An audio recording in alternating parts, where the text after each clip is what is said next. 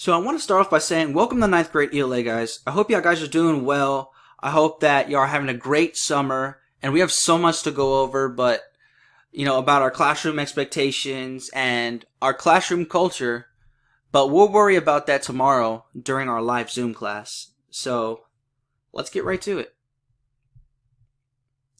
So the objective for today is students will be able to determine the main idea of a fiction text by identifying the main characters and major plot events in short sections of the text Button Button by Richard Matheson. So Button Button is the story of a young couple who get the chance to earn a lot of money, but there's a strange and dangerous catch. And I can guarantee you guys, this is a pretty interesting story. So let's dive into the reading, but beforehand, as you read along with me, I want you guys to pay attention to the questions I ask and answer to myself in order to understand the text. And I also want y'all to pay attention to the main character, the setting, and the plot events. Which brings me to my next point. Questions to consider, or not even to consider, questions that you need to ask yourself in order to find the main idea are: who are the main characters?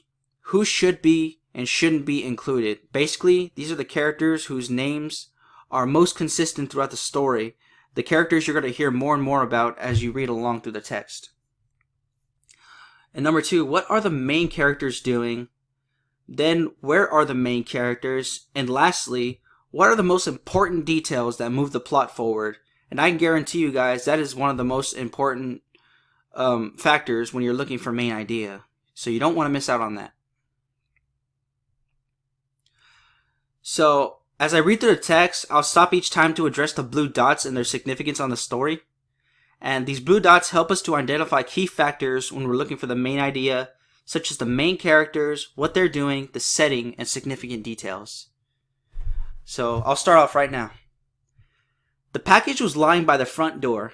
A cube-shaped carton sealed with tape, their name and address printed by hand, Mr. and Mrs. Arthur Lewis, 217E, 37th Street, New York, New York, 10016.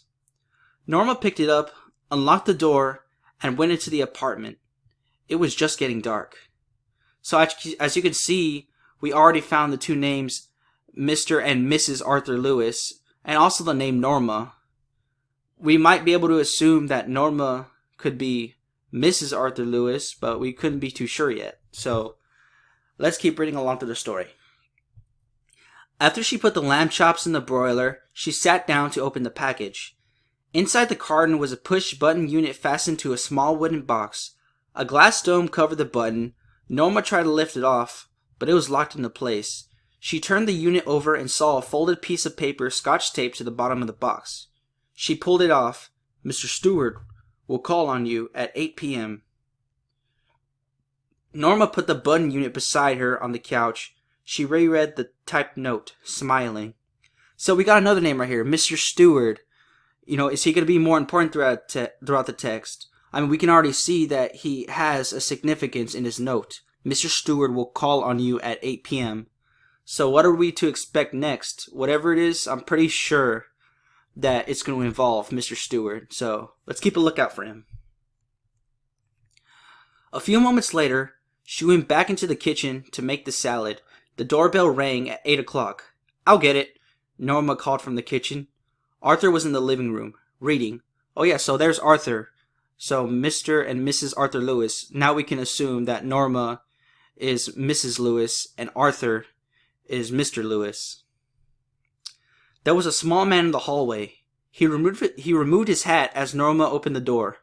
"Mrs. Lewis?" he inquired politely. "Yes." "I'm Mr. Stewart." "Oh yes." Norma repressed with a smile. She was certain now that it was a sales pitch. "May I come in?" asked Mr. Stewart. "I'm rather busy," Norma said. "I'll get you your whatchamacallit, though." She started to turn. "Don't you want to know what it is?" Norma turned back. Mr. Stewart's tone had been offensive. "No, I don't think so," she replied. "It could prove very valuable," he told her. "Monetarily?" she challenged.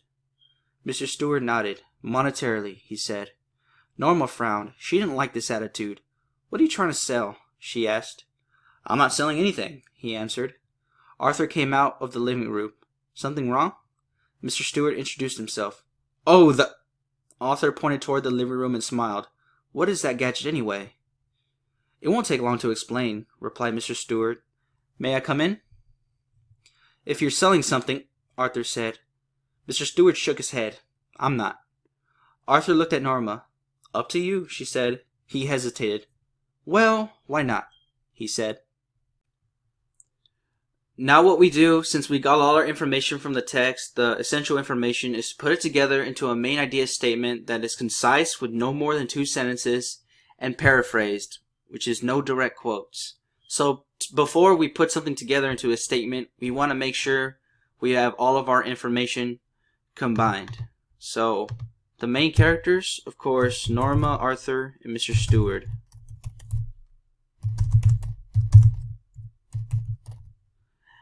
Where are they? Of course, their apartment of residency.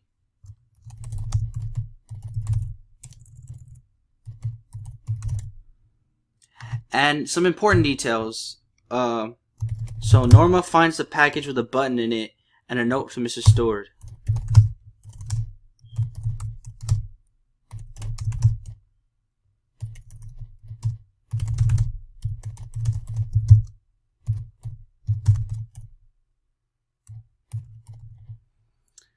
And also, we found that Mr. Stewart arrives at the home asking if they're curious.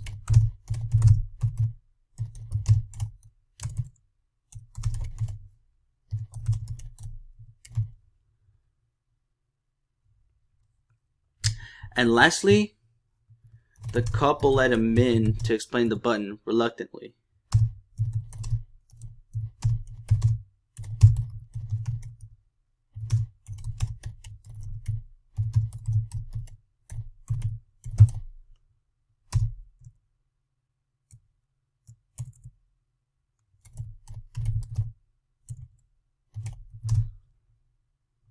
Alright. So now that we've got our information collected, we can move on to our purpose statement. So what you want to do in your purpose statement is that it includes your main character, it includes the major events that moves the plot forward, and the most important details only. And it's also concise, of course, with no more than 2 sentences, and paraphrased with no direct quotes. So my example right here is that in section 1 of Button Button, Norma and Arthur arrive home to find a package with a button in it. They reluctantly let a man named Mr. Stewart into their house to explain the button. So of course, I've got our main characters, Norma, Arthur, and Mr. Stewart. I got the major events that moves the plot forward. Norma finds the button. Mr. Stewart comes in to explain the button. And of course, most important details only. And it's concise, no more than 2 sentences, and there are no direct quotes.